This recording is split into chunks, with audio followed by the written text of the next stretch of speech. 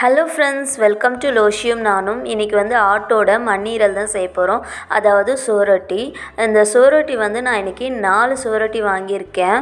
இதை வச்சு தான் நம்ம இன்றைக்கி சுவரொட்டி வறுவல் செய்ய போகிறோம். ஃபஸ்ட்டு ஒரு கடாய் எடுத்துக்கலாம். கடாயில் இந்த சுவரொட்டி க்ளீன் பண்ணுறதுக்கு ஒரு 1.5 கப் அளவுக்கு தண்ணி சேர்த்துட்டு கொஞ்சமாக மஞ்சள்தூள் சேர்த்துட்டு நல்லா தண்ணி சூடான கொதிக்கணும். கொதித்த பிறகு நம்ம அந்த சுவரொட்டியெல்லாம் சேர்த்துக்கலாம்.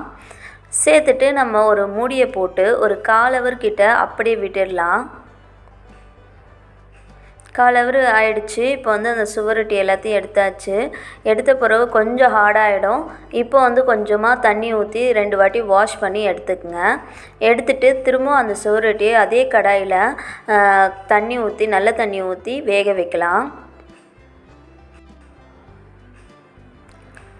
இப்போ நல்லா இந்த சுவரொட்டி அப்படியே வேகுது. நம்ம வேகலைன்னா அப்படியே நம்மளால் இதை கட் பண்ண முடியாது.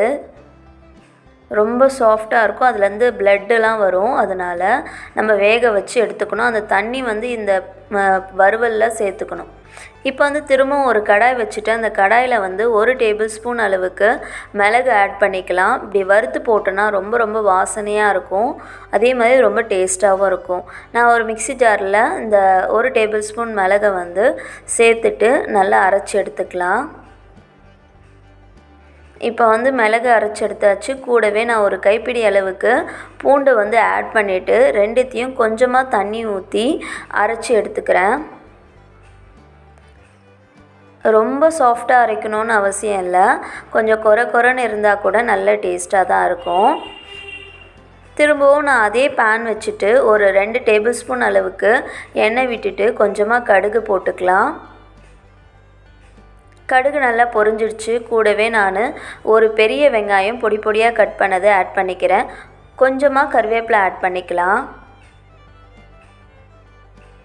இப்போ வெங்காயம் வதங்குற கேப்பில் நான் இந்த சுவரொட்டியை க்ளீன் பண்ணி கட் பண்ணி எடுத்துக்க போகிறேன். இந்த மேலே இருக்க தோலை மட்டும் லைட்டாக எடுத்தனாலே வந்துடும். ஸோ நான் அது எல்லாத்தையும் பிச்சு எடுத்துட்டு இப்போது கொஞ்சம் பொடியாக கட் பண்ணி எடுத்துக்க போகிறோம்.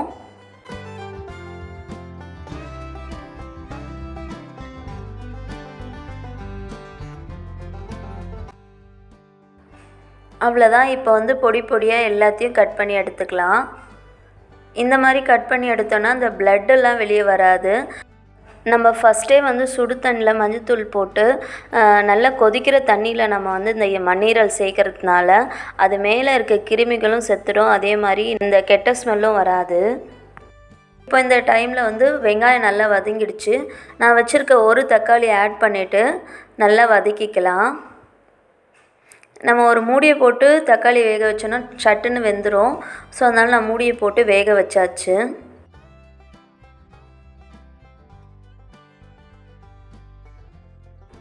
இப்போது தக்காளி நல்லா வெந்துடுச்சு. நான் வச்சுருக்க மண்ணீரல் பொடியாக கட் பண்ணி வச்சுருக்கிறத ஆட் பண்ணியாச்சு.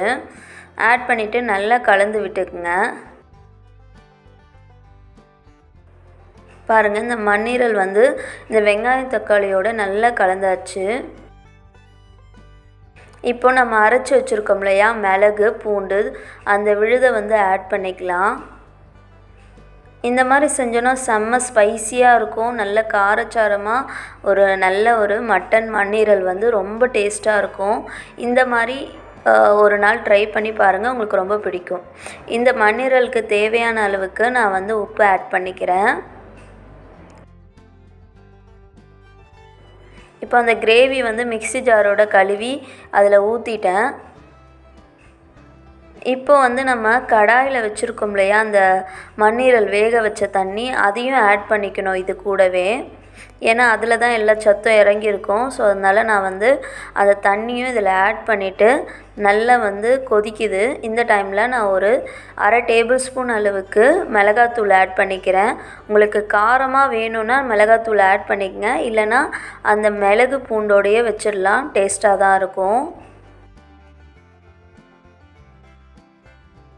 இது நல்லா சுண்டி வரணும்.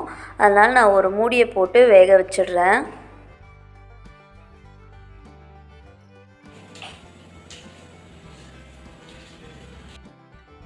அவ்வளோதான், நம்ம மண்ணீரல் ரெடி ஆகிடுச்சு. உங்களுக்கு இந்த வீடியோ பிடிச்சிருந்தால் லைக் பண்ணுங்கள், ஷேர் பண்ணுங்கள், கமெண்ட் பண்ணுங்கள். மறக்காமல் சப்ஸ்கிரைப் பண்ணிவிடுங்க. அதே போல் நீங்களும் செஞ்சு ட்ரை பண்ணி பாருங்கள். இது ரொம்ப ரொம்ப உடம்புக்கு நல்லது. நம்மளோட ரத்தம் அதிகரிக்க இது ரொம்ப உதவும். ஸோ ட்ரை பண்ணி பாருங்கள். தேங்க்யூ ஃபார் வாட்சிங்.